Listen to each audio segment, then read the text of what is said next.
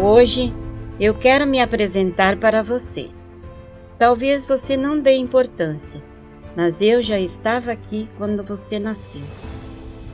Te vi crescer e te acompanhei nos seus piores e melhores momentos. Faço parte de você.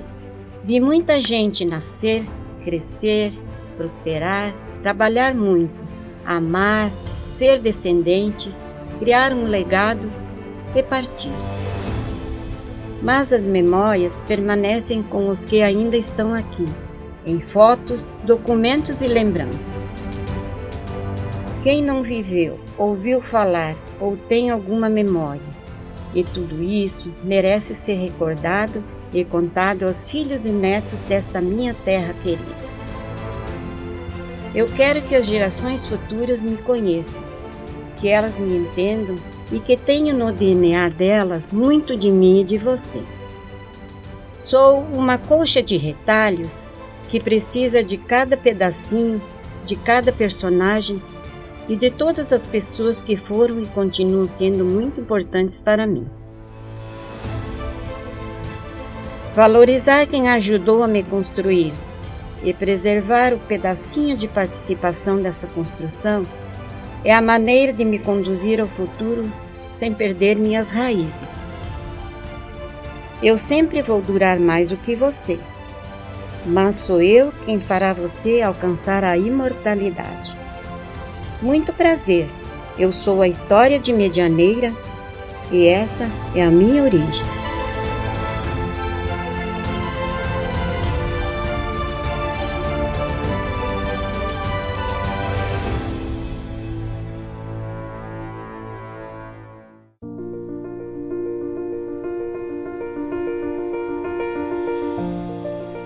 Quando eu cheguei, por exemplo, eu não encontrava nada escrito sobre Medianeira. Daí eu achei assim, meu Deus, como é que pode não ter nenhuma linha escrita sobre a cidade? E daí que nasceu a ideia, o que é mosaico? São retalhos de aspectos, né? Retalho de aspectos. Aqui tem um mapa de Missal e Serranópolis, né? Esse mapa, que eram integrantes de Medianeira, não estavam emancipados ainda, né? E daí a gente mobilizou, as pessoas adotaram a ideia, me traziam fotografias e o Pedro Socol e o José Calegari, que foram os dois colonizadores, eles se prontificaram em me ajudar. O Pedro Socol fez um rabisco, né, um manuscrito que depois eu contextualizei e o José Calegari me mandou praticamente pronto o texto datilografado, né, que eu tenho também o original dele aqui. E as fotografias, então, o pessoal foi me entregando, que eu tenho um arquivo ainda grande, né? Tanto é que no meu site eu já tenho 60 e poucas fotografias, no link fotografias, né? Mas tem ainda uma porção para a gente postar, né? Mas, então, as pessoas me ajudaram a fazer a revista. Eu fico imaginando, às vezes, comigo mesmo, o quanto meus pais foram corajosos e bravos em tomar uma decisão tão importante de mover toda a família, mudança, toda a vida deles para de um lugar já mais ou menos urbanizado, que era a região de Joaçaba, Barra do Leão, em Santa Catarina, para uma região totalmente ainda estado natural, com duas localidades, Foz do Iguaçu, entre Foz do Iguaçu e Cascavel, que também se iniciava, era ainda uma pequena vila, ainda Cascavel. Mas isso é o que caracteriza a visão das pessoas que têm uma visão de futuro. E ao final, apesar de todos os sacrifícios, eles estiveram realmente certos, porque colaboraram, ajudaram a desenvolver uma região importantíssima hoje, em todos os aspectos, para o estado do Paraná e também para o Brasil. Meu pai, na verdade, ele é de Erechim, ele é de Caxias e passou um tempo em Erechim. Até o fato de ele ter passado em Erechim, esse tempo lá, quando ele veio aqui, ele projetou o plano viário. E se vocês olharem o plano viário de Erechim, é parecido com o plano viário aqui de Medianeira. É um X, efetivamente, as quadras são do mesmo tamanho, é tudo parecido muito com Erechim, que é a cidade em que ele passou muito tempo, que viveu muito tempo em Erechim. A colonizadora trazia as pessoas principais para começar a formar a cidade, injetava dinheiro, que era esse o objetivo da colonizadora. Ela comprava essas glebas grandes a baixíssimo custo e ela injetava dinheiro, era a obrigação dela, para fazer crescer aquela localidade. Então, em cima disso aí vinham as pessoas que queriam estar aqui, queriam se colocar aqui, como é que eu usaria o termo, queriam criar raízes aqui. Essas pessoas normalmente tinham um galpão, uma casa de passagem, até elas conseguirem construir um casebrezinho e montar o local em que elas ficariam. Quando chegou aqui, basicamente o que ele conta, até um pouco hilárico uma história dele, que ele tinha aqui no rio, que depois foi colocado o nome de Rio Alegria, tinha uma paraguaia, aqui eu posso dizer porque sou gordo, né? Uma paraguaia um pouco gorda, que morava numa beiradinha, num rancho realmente, na beira desse rio. E ela sorria muito, ela ria muito porque ele falava o Guarani. E quando ele ia falar com ela, ela achava aquilo engraçado, um brasileiro falando Guarani, normalmente. E ela ria muito. E o pessoal ia lá seguido para comer, ela fazia algum tipo de comida, então eles denominaram que era Alegria. E aí, pelo que meu pai contava, ficou Rio Alegria. Mas isso que a colonizadora era obrigada a fornecer, a dar para os colonos,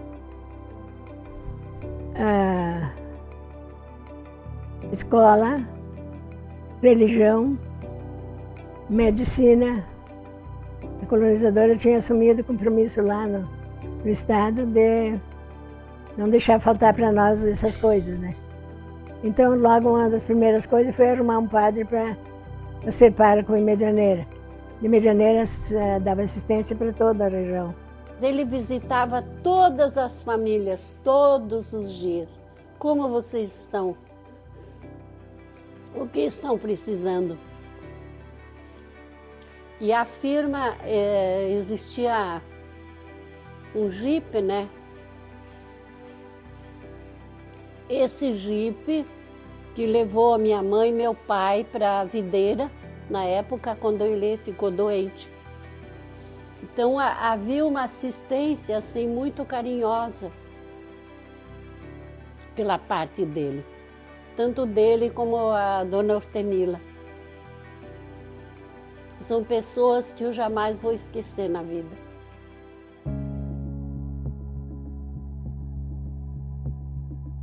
Nossa família veio de Santa Catarina. Meu pai morava em Trombudo Central. Isso fica no Vale do Itajaí e sujeito às enchentes. E devido à enchente lá no rio, que a gente morava na barranca do rio, porque ele tinha uma carpintaria, ele ficou preocupado com os filhos pequenos e resolveu fazer uma mudança na vida. E daí, pelo Correio Rio-Grandense, ele soube de que aqui tinha uma terra vermelha boa para plantar café. E veio com esse objetivo para cá, de plantar café. E só que, infelizmente, a geada negra não permitiu. Ele plantou café, mas na hora que já estava em flor bonito, deu a tal da geada negra e levou tudo.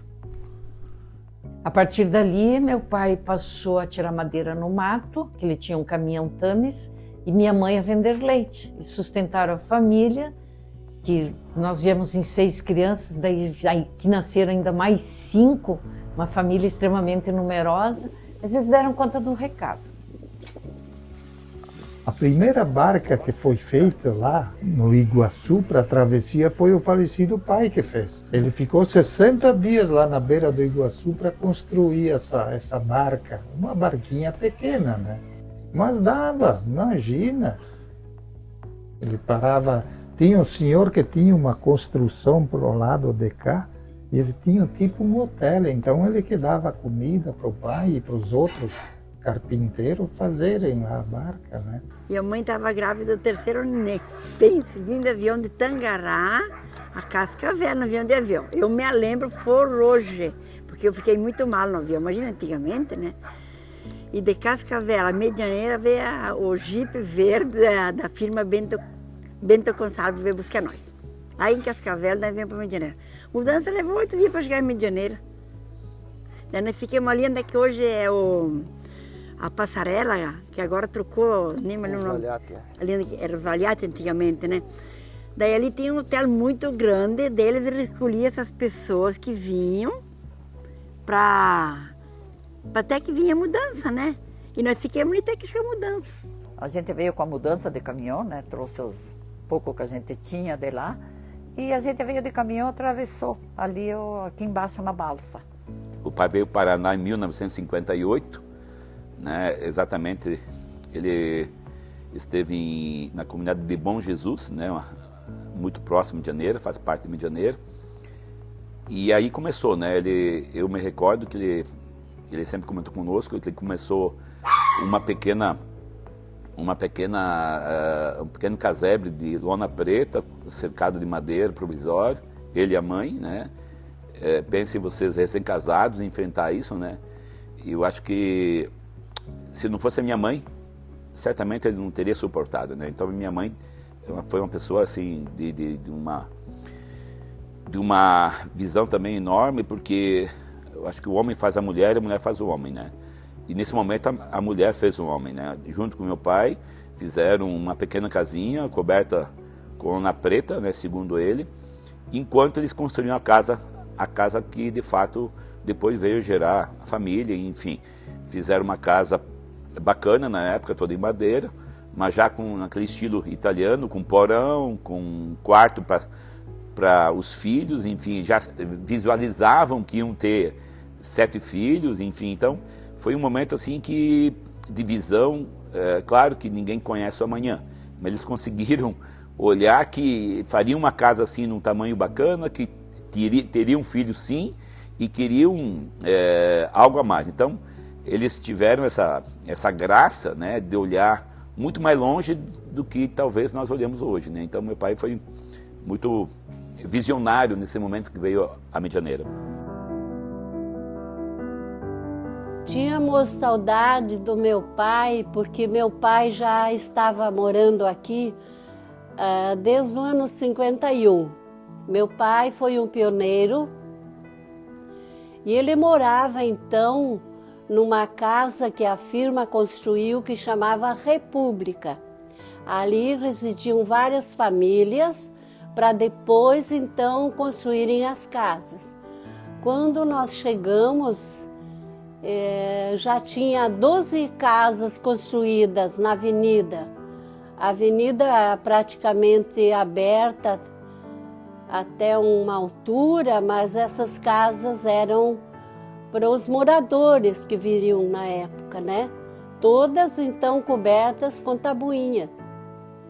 E não existia na época ainda, né? Telhas, né? E éramos famílias todas que procuravam progredir. Não tinha nada da onde nós viemos. Lá tinha luz, tinha água, tinha tudo, né? E aqui puro mato.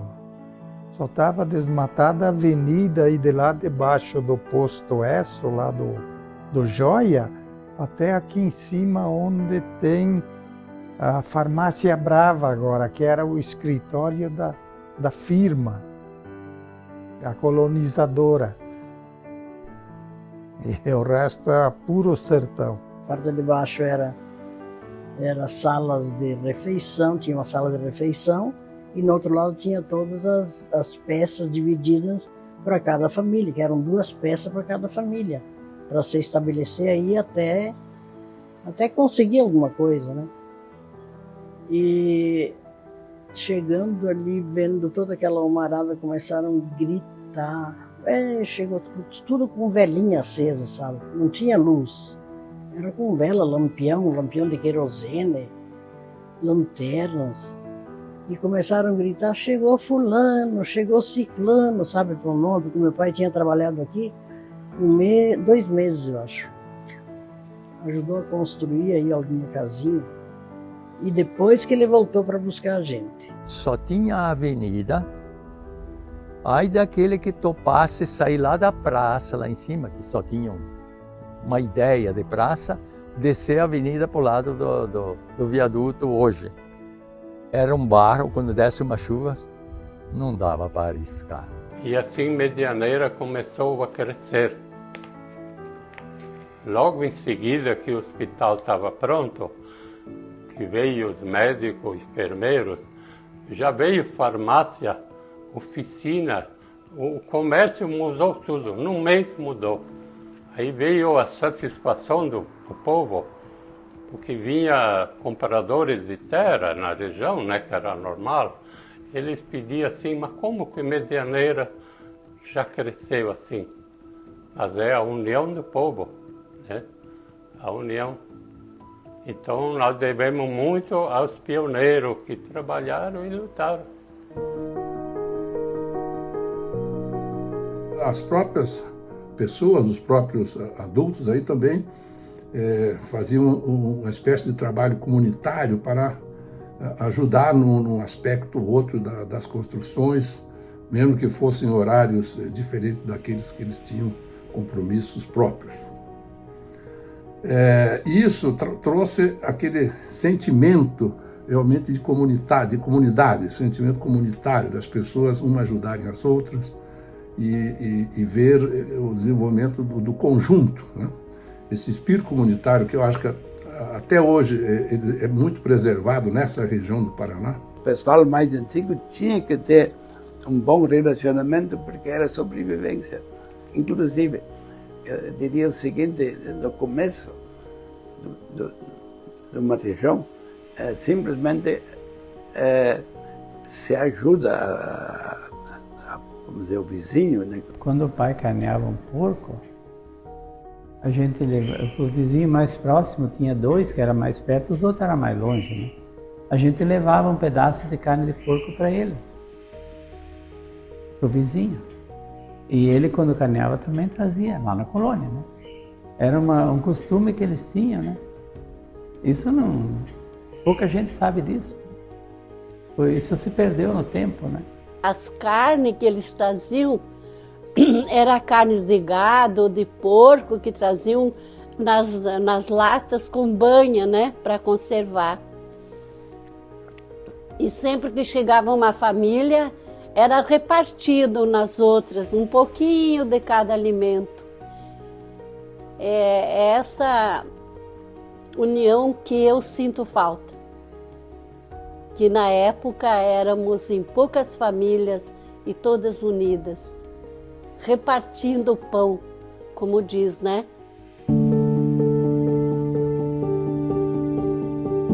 Ia para o frigorífico. Número 1, registro da Frimeza.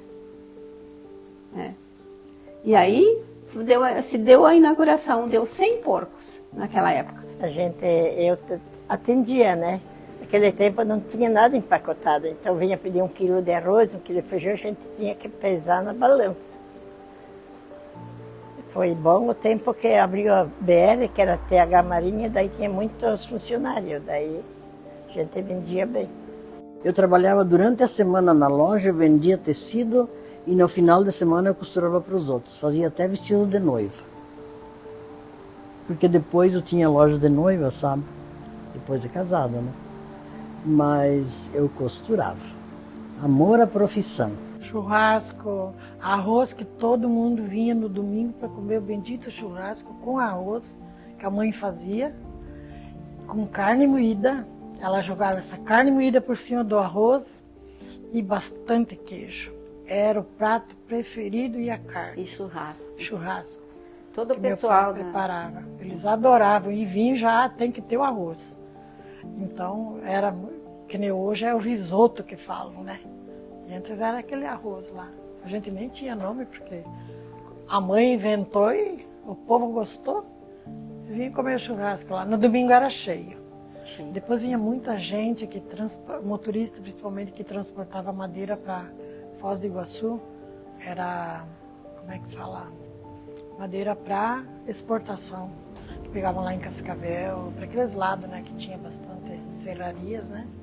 Aí tinha muito motorista que parava aqui, dormiam, tomavam café da manhã, janta, tudo. Era bastante gente. E depois, ainda mais para frente, meu pai montou uma sorveteria. Aí o povo aqui era difícil sorvete aqui. Na época não tinha, né? Aí ali aumentou de novo. E assim foi levando, uma coisa levando a outra. Naquela época era bom também de ir para a Argentina. O meu marido ia toda semana para a Argentina buscar alimento, porque era bem mais barato que aqui, né? Pegava farinha, pegava produto de limpeza, azeite, vinha um pouco de tudo. O que a gente precisasse lá, tu encontrava. Que naquela época tinha a balsa, né? Que passava na balsa lá da Freire para a Argentina. As dificuldades que tinha, que eu e um irmão meu, que ele mora aqui em Medianeira, ele mora no Rio Javali, nós somos cerador de tábua. Cerar tábua com cera de mão. E nós cerava alguma tábua. Acostumados os dois cerar junto. A cera que nós cerava a tábua, ela está no CTG aqui em Medianeira. Está no museu lá, para mostra lá. E nós cerava muito. Ceraria era longe da moradia, difícil, não tinha como levar tora, só em cima de carroça. Aí cerava em casa. Nós cerava tábua para fazer estevaria, chiqueiro, paiol para botar milho. Cerava tudo a braço. Eu trabalhei muito em Medianeira. Estou ainda trabalhando. Não estou parada.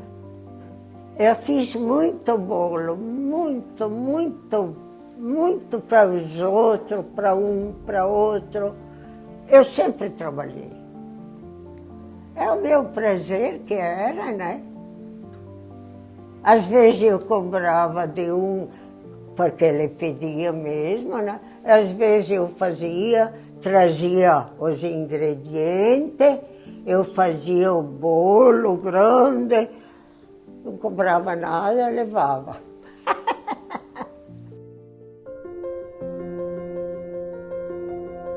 Tinha energia aqui, mas só que para nós não dava, 10 da noite desligava.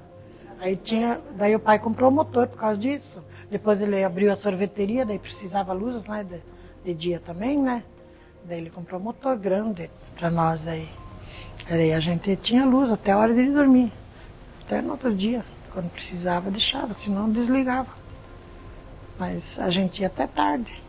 Para baixo da BR, a gente ia de manhã com a roupa, com lata, tudo. E a colonizadora já tinha feito tanques, assim, tudo, todos juntos, sabe?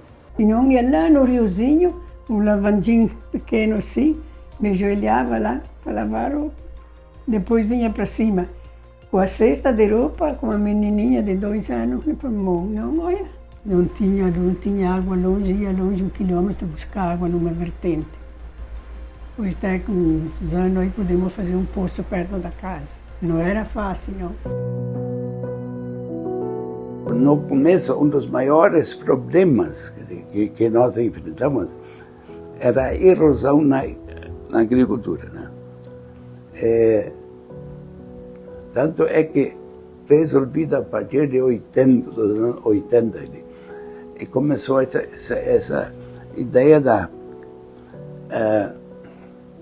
terras curva de nível, né? E, ao mesmo tempo, lentamente menos arado.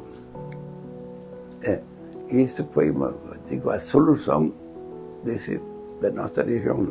Inclusive, se nós tivéssemos andado dando continuidade, eu não sei o que nós teríamos aqui. No geral, nós tínhamos muito café por aqui na época. Você plantava café. Então o pessoal começou a desmatar, plantar um pouco de café, plantar e variar um pouquinho no que era necessário para a comida do dia a dia, né? Aqui, inclusive, conta meu pai que eles criavam muito porcos para levar na época, 1º Batalhão de Fronteira em Foz do Iguaçu. E sabe como eles levavam esses porcos? Tocando, literalmente tocando, não tinha caminhão. Era muito pequeno.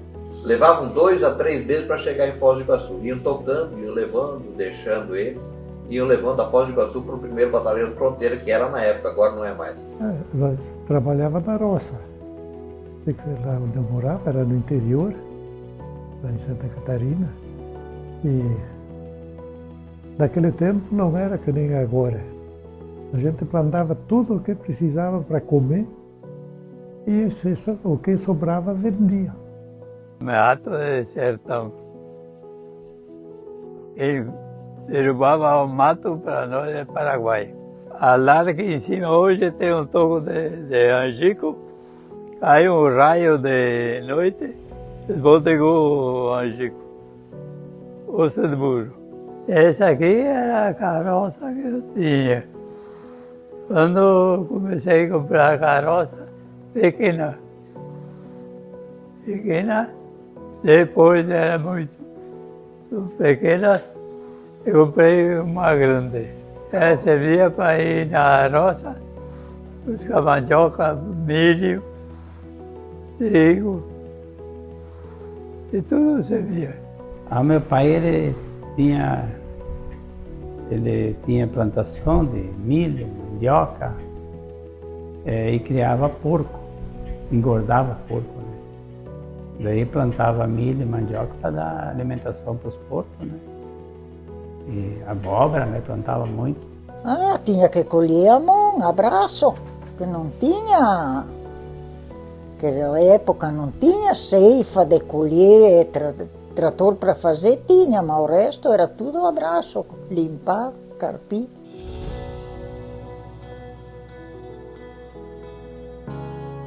Uma coisa que nós vamos ter que fazer um campo. E daí achamos, um vizinho vendeu um mato virgem, mato em pé. Derrubemos, fomos lá todos jovens, roçar, derrubemos esse mato, aí veio o trator de esteira, fez a destoca, empareou o campo, que nem essa mesa assim. Até tá lá ainda, dá para ver onde que está tudo. E nós começamos a jogar bola no campo de terra. Plantemos grama e tudo, mas a grama não tinha sorte. Nós jogávamos mais do que a grama crescia. Eu me lembro que a gente ia caçar de bodoque. Porque tinha muito passarinho aqui, né? Eu e os amigos meus lá, nós ia muito era caçar de bodoque. O que a gente fazia, a gente não podia sair longe para um baile. Tinha baile no Clube do União, só que daí o pai tinha que ir junto, ou a mãe, com o namorado. Mas a gente era feliz, uma vida boa. No domingo, a nossa diversão era, primeiro eu tinha que deixar tudo em ordem, a churrascaria, até limpar o chão. Depois a gente ia pro matinê. Aí passava a tarde no matinê. Era bom. Não tinha outra diversão. Depois veio o cinema, né? O cinema, daí veio bem em frente ao nosso hotel, na BR pro lado de baixo. Aí tinha uma casa grande lá. Cine Caiçara. Era o nome da palmiteira que teve aqui em Medianeira. Tinha a palmiteira é Caiçara. Palmitos Caiçara, nunca esqueci. O Sayonara ali depois já foi construído para cinema mesmo. Daí já tinha os degraus com as poltronas. As poltronas eram de madeira, não tinha nada estofado, né? Que em Curitiba já tinha alguns cinemas com poltronas estofadas, né? Então, eu assisti alguns filmes nas férias quando eu vinha para casa aqui. Eu lembro que a primeira formatura do Mondrone foi no Cine Sayonara. Em 67 que aconteceu a primeira formatura deles lá. Eu já estava em Joinville nessa época. Mas a apresentação do Dia das Mães acontecia lá, porque era o local que tinha, era o espaço que tinha, né? Bom, me lembro da primeira festa de São Cristóvão, tinha uma capelinha em cima da igreja, assim. E foi a primeira festa, foi feita na BR. Olha quantos anos, nem sei quantos anos é, né, mas... Nós se divertia bastante, nós fazíamos brincadeira. Assim, o clube de mães, um clube de mães que era só de mulher, então todo mundo, nós revistávamos todo mundo e só entrava mulher, mas vestida de homem, de tudo que era jeito. Nós fazíamos cada baile, cada brincadeira, Tinha as festas da São Cristóvão, que foi a primeira festa que eu assisti aqui em Medianeira, que foi lá, onde que é São Cristóvão, tudo estrada de chão, sabe? E tudo, quer dizer, tudo bastante poeira. E tinha o atrativo maior para nós era o concurso, concurso de bonecas vivas que faziam. Boneca viva da festa. Então, a primeira festa que teve ali, quem foi a boneca viva mais, quer dizer, a menina que escolhia mais bonita, mais bem arrumada e tal. Tinha, por exemplo, 8 meninas. A mais bonita era a boneca viva. E ganhava uma boneca, tudo. Embalava salame, rótulos disso, né? E depois botava nas caixas e a gente pregava. E nós era meia malandra, as meninas, nós botava bilhete dentro do caixão, da caixa, né? Botava um bilhetinho escrito, botava o nome da gente, e a gente gostava do tal, mas nem sabia quem. E eu... Como nós se conhecemos? Foi num baile de casamento. E daí, quando fomos dançar, ele pediu se eu queria namorar com ele. Nós sempre dançávamos bastante nos bailes, né? Mas aquele dia, dançou uma vez, 2, 3, daí a terceira vez ele pediu. Aí eu disse que sim. Tá, vamos começar então do começo, né? Como é que era a paquera? A paquera, bem no início, era na saída da igreja. Porque mulher casada usava véu preto e mulher solteira usava véu branco. Então, os moços da época, eles sabiam que na saída eles podiam olhar para aquelas que estavam de véu branco. As que tinham usado véu preto, não, porque já eram casadas, comprometidas, tá? E daí, assim, era mais na base do olhar. Ninguém namorava sair sozinho por aí. Não tinha isso. Beijo, acho que só de casado que dava. Nos conhecemos no carnaval, começamos a namorar, que naquela época a minha antiga casa, a casa da minha mãe, ela deu para o Clube União, assim, para usar como recreação, como um baile. Havia um baile por mês, que era tocado pelos... deixa eu lembrar o nome deles. Breda, pelo Conjunto Breda. E então era a nossa alegria. E nesse ano de 57, aí teve esse carnaval. Foi aí que nós nos conhecemos. Começamos a namorar. E em 8 de novembro de 58, nós casamos. Eu comecei a namorar, a mãe não queria, porque ele era mais velho, 11 anos. Mas eu nem ligava. A gente ia nos bailes, dançava, conversava. Em casa não tinha muito tempo para conversar, porque era no sábado, na quarta-feira que a gente namorava, e no sábado, e no domingo que a gente ia no matiné. Era assim nosso namoro. Não era de sair por tudo, pegar um, pegar outro. É aquele, tu gosta dele? Eu gosto. Então, vai firme e não fique trocando. Também naquela época tinha pouco rapaz. Pouco rapaz. Para namorar, tudo dá um jeitinho, né? Toda semana vinha novos moradores. Então a gente interessava saber de onde eles vinham e formar novos amigos, né? Com respeito à palavra. Ver se vinha moça bonita para a gente conversar, mas tinha pouca. Começamos assim, mesmo de se conhecer bem, foi no casamento do meu irmão. Que daí o pai fez a festa e convidava os vizinhos, né? Sabe, antigamente era assim, né? E daí, naquele casamento do meu irmão, no sábado, ficamos na festa. No domingo, daí o pai juntou tudo, quem trabalhou na casa dele, foram tudo comer lá. O que sobrou no domingo era a juntada das pessoas e almoçar. Daquele dia ele se engraçou em mim, eu acho, não sei. E daí lá fomos daí de tarde fomos no campo, sim. Fomos no campo aqui em cima, tinha um campo aqui no bairro, aqui em cima, nas comunidades, né? E comecemos a namorar. Fomos nos bailes, nós íamos nos jogos. Deixa eu falar um detalhe sobre o casamento. Havia um carro só, que era do senhor Narciso Vanini. que veio do Rio Grande do Sul trazendo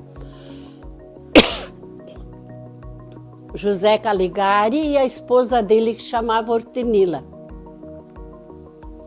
E então, eu com o vestido longo, não tinha condição de chegar até a igreja. A igreja era aonde está agora o Banco do Brasil. Aí fui eu de carro. Os outros todos a pé. Aí atravessando, aí eu tive a alegria de ser conduzida ao altar pelo fundador de Medianeira, José Caligari. Um casal muito boníssimo de coração e nos ajudavam muito, sabe? Para a gente não desistir.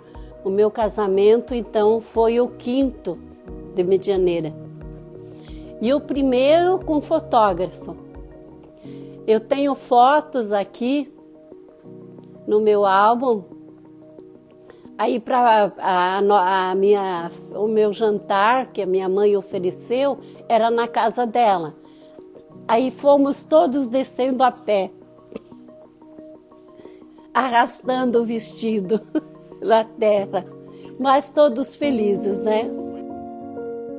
Pedro Socorro e o Caligari, gente muito boa, gostavam de rezar, logo trouxe Nossa Senhora, imagem de Nossa Senhora Medianeira, e a gente se reunia para rezar. Um povo bom. Quando que ele veio para Medianeira ser sacerdote aqui, ele já se acomodou na minha casa.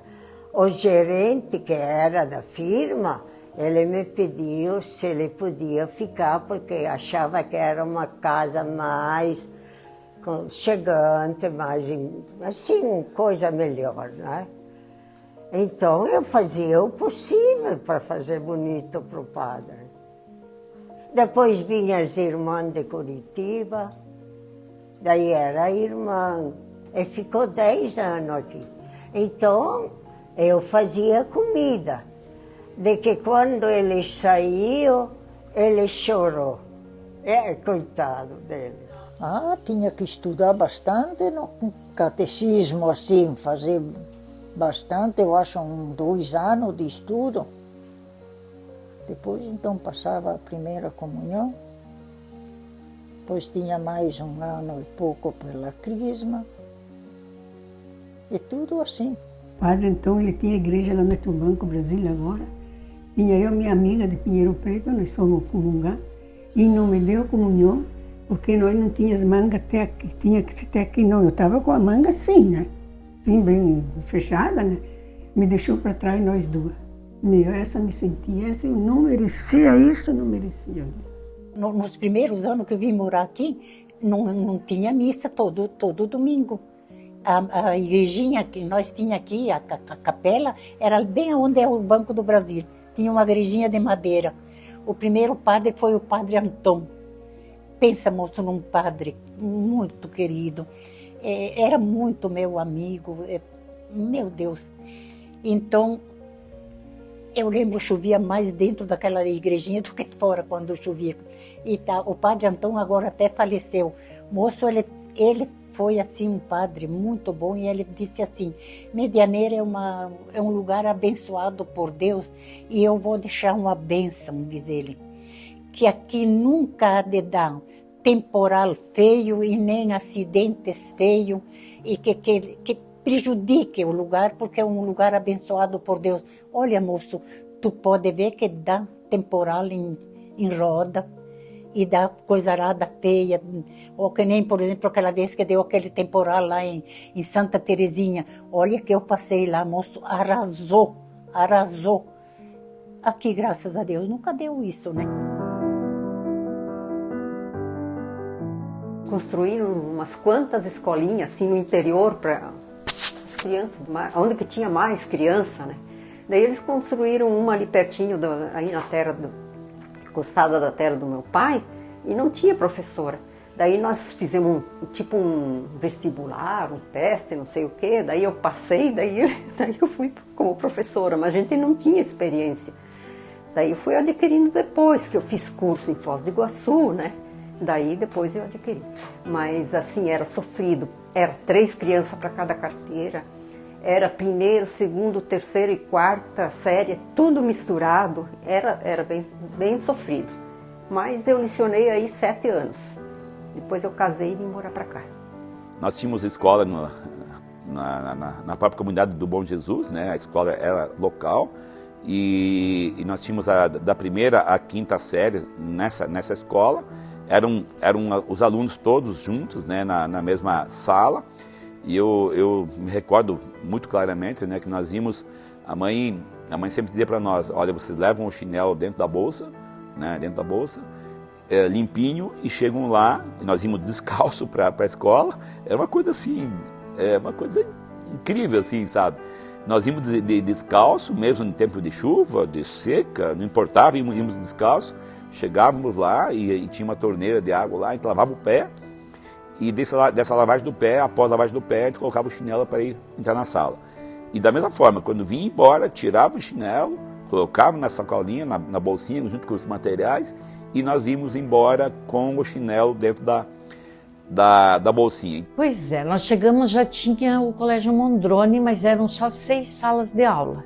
Estavam em construção as outras 6. Então tinha a turma que funcionava ainda lá no Costa e Silva e tinha a turma que funcionava no Colégio das Irmãs. Depois terminou a ampliação, veio tudo para o Mondrone, mas a gente sempre assim, a realidade era totalmente outra de hoje, né?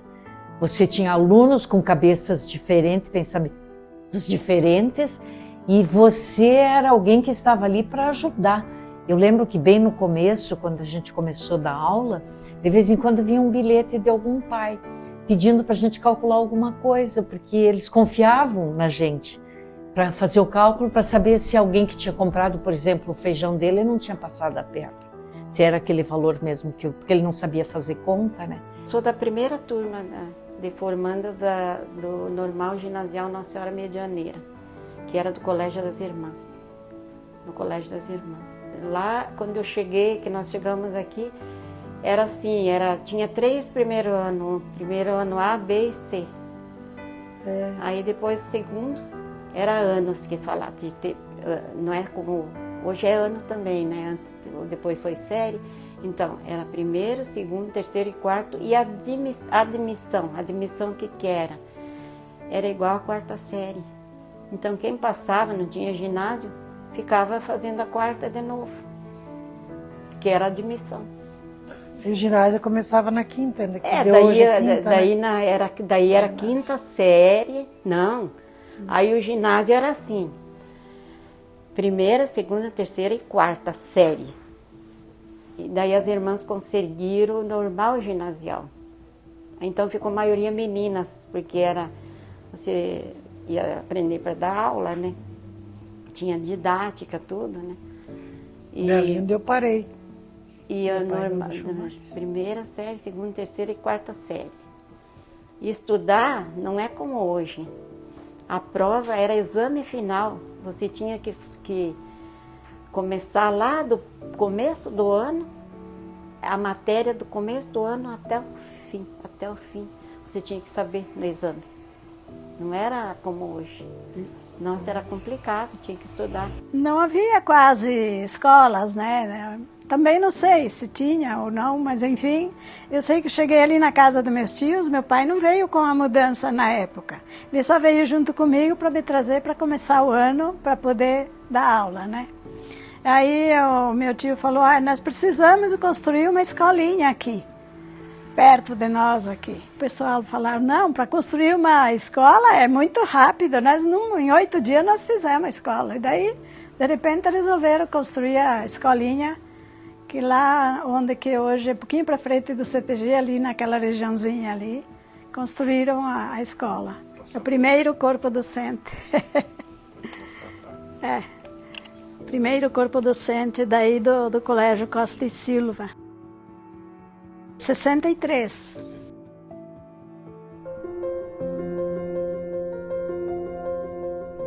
fazia citação, intimação, penhora, busca e apreensão. Tudo, prisão também. Era muito despejo, né? De fazendas. Os caras invadiam fazendas e tinha que despejar dele. Mas tinha também jagunço, né? Tinha. Não, nós não chamávamos jagunço, mas seriam os jagunços, né? Os poceiros que entraram por conta, né?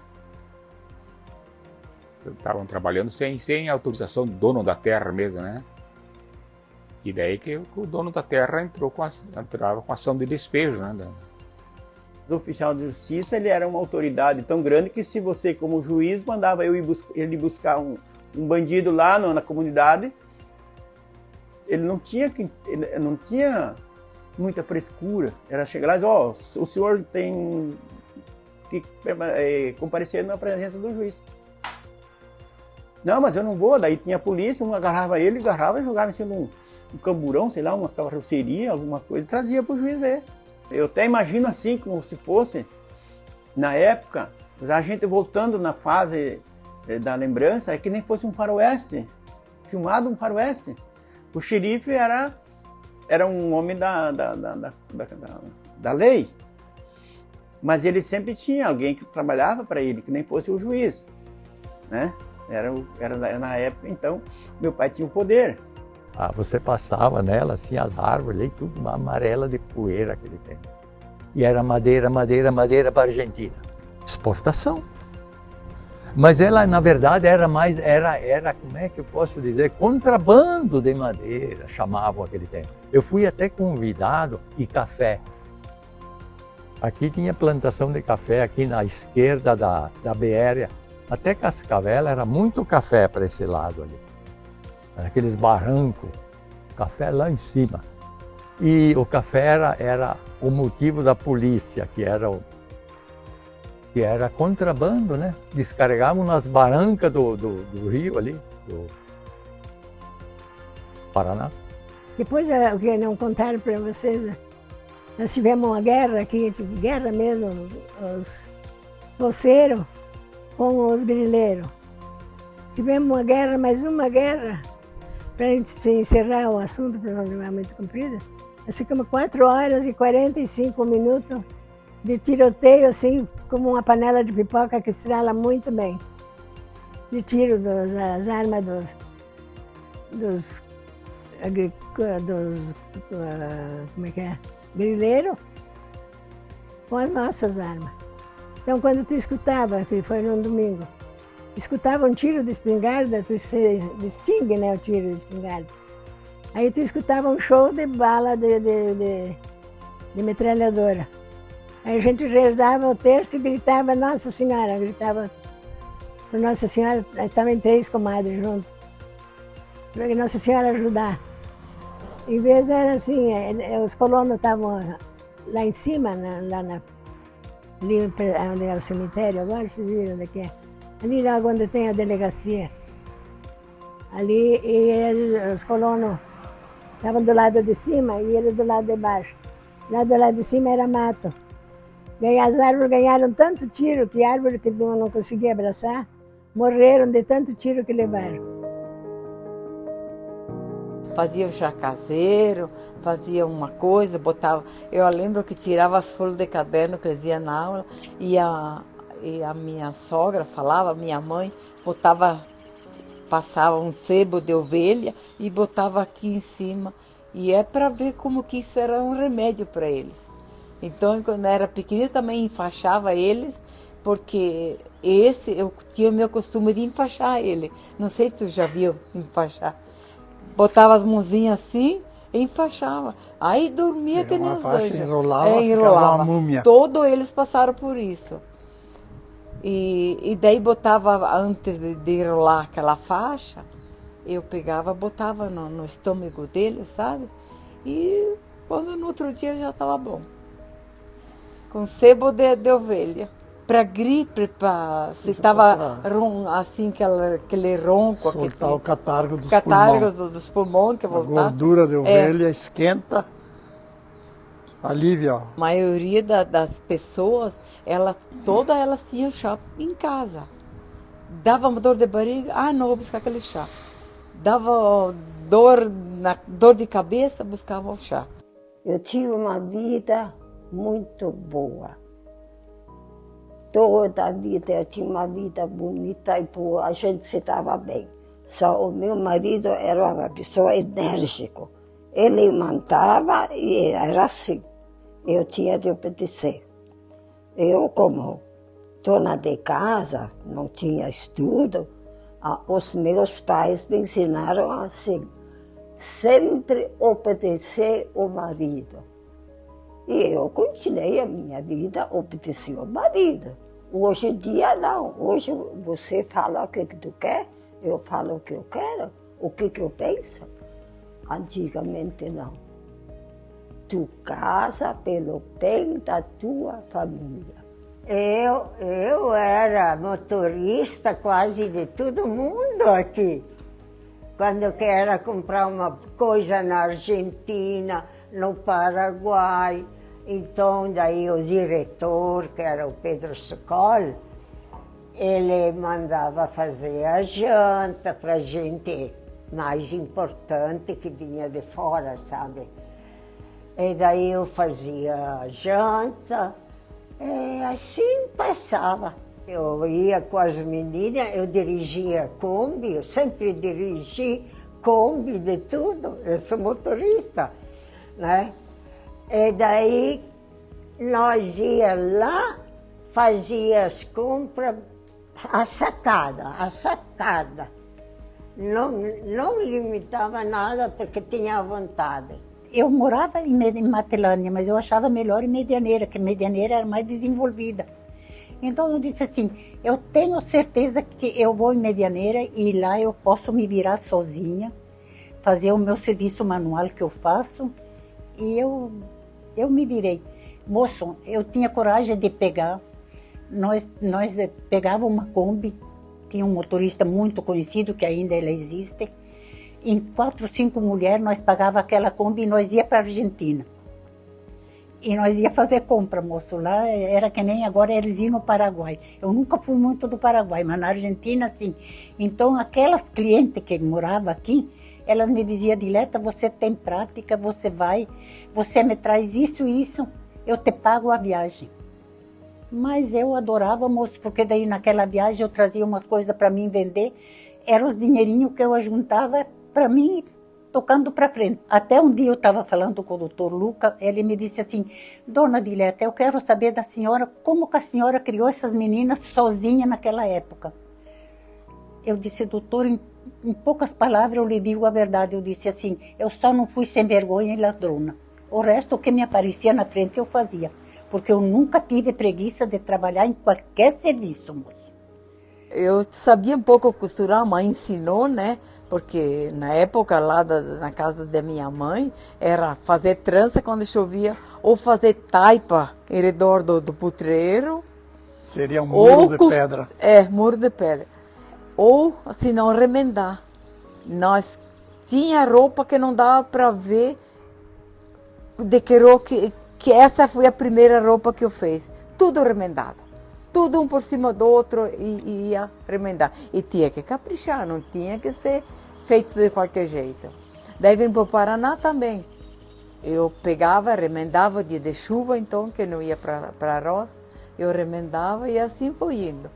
Quando chegamos em Santa Helena, as casas do Gasparim, que ele rasgava para carregar porco, eu fazia calça para os meninos, abria ela e fazia as calças para os meninos, porque os meninos estavam no seminário e ficava uma calça nova. E assim foi indo, economizando, olha, onde nós podíamos. A gente sente orgulho, né? Hoje a gente se sente medianeirense mesmo, porque vimos crescer, né? Quando tinha 7 casas e hoje o que tem, né? É orgulho para a gente que ajudou, orgulho dos meus pais. Eu quero fazer um reconhecimento público, realmente, a essas famílias, todas essas famílias pioneiras que tiveram a coragem de chegar num lugar inóspito como esse.